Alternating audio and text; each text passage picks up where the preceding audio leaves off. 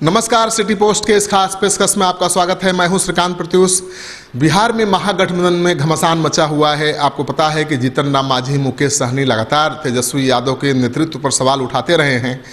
अब तो मुकेश सहनी और जीतन राम मांझी ने अल्टीमेटम भी दे दिया है तेजस्वी यादव को कोऑर्डिनेशन कमेटी बनाने को लेकर, और कहा है कि दिसंबर तक अगर कोऑर्डिनेशन कमेटी तेजस्वी यादव ने नहीं बनाई तो दोनों दल महागठबंधन से बाहर हो जाएंगे। लेकिन अब तक उपेंद्र कुशवाहा बिल्कुल शांत थे। उपेंद्र कुशवाहा उपचुनाव हुआ विधानसभा का, उसमें भी कहीं नहीं दिखे। उपेंद्र कुशवाहा ने कोई मांग भी नहीं की, बिल्कुल चुप्पी साधे रहे और महागठबंधन के घटक दलों के बीच चले घमासान पर नज़र रखे रहे। लेकिन चुप्पी साधने के बावजूद भी वो संकट में फंसते नजर आ रही हैं।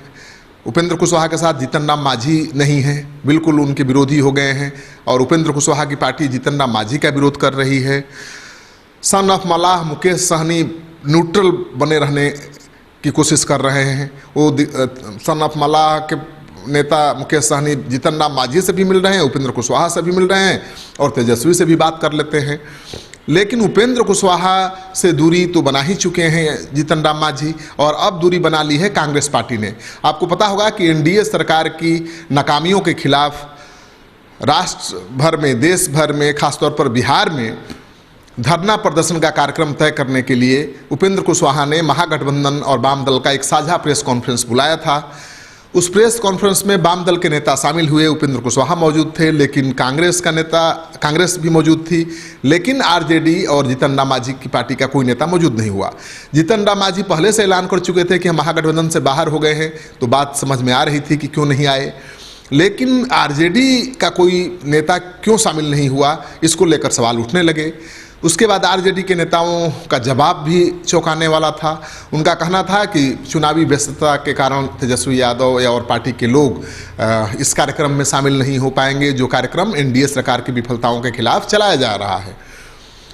लगा कि महागठबंधन टूट गया है, लेकिन अब तो कांग्रेस पार्टी ने भी उपेंद्र कुशवाहा के इस कार्यक्रम से किनारा कर लिया है। कांग्रेस पार्टी के नेता का कहना है कि कांग्रेस पार्टी इस कार्यक्रम में शामिल नहीं होगी।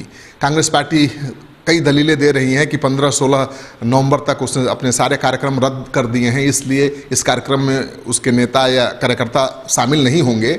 लेकिन जहां एक तरफ प्रेस कॉन्फ्रेंस करके उपेंद्र कुशवाहा महागठबंधन के तमाम घटक दलों के द्वारा एनडीए सरकार की विफलताओं को लेकर धरना प्रदर्शन करने का ऐलान कर रहे हैं, वहीं महागठबंधन के तमाम घटक दल उस कार्यक्रम से अपने आप को अलग कर लेते हैं, तो इसका क्या मतलब समझा जाएगा? क्योंकि मुकेश सहनी भी उस प्रेस कॉन्फ्रेंस में शामिल नहीं थे। आरजेडी का कोई नेता, मुकेश सहनी तो शामिल थे, आरजेडी का कोई नेता शामिल नहीं था।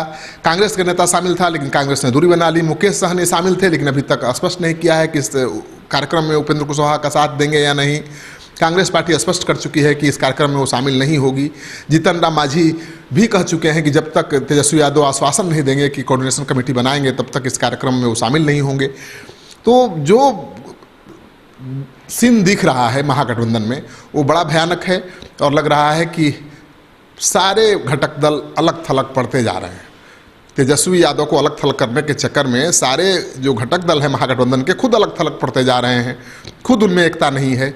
लेकिन सन ऑफ मलाह मुकेश सहनी, जीतन राम मांझी एकजुटता दिखा रहे हैं और एकजुटता के जरिए तेजस्वी यादव पर दबाव बनाने की कोशिश कर रहे हैं। लेकिन आरजेडी ने जवाब दे दिया है।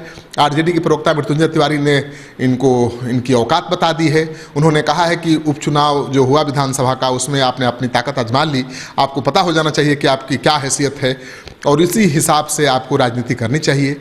अगर आप इस तरह से तेजस्वी यादव को दबाव में लेने की कोशिश करेंगे, शर्तों पर तेजस्वी यादव या महागठबंधन के साथ बने रहने की बात करेंगे, तो महागठबंधन के नेता तेजस्वी यादव को किसी की परवाह नहीं है।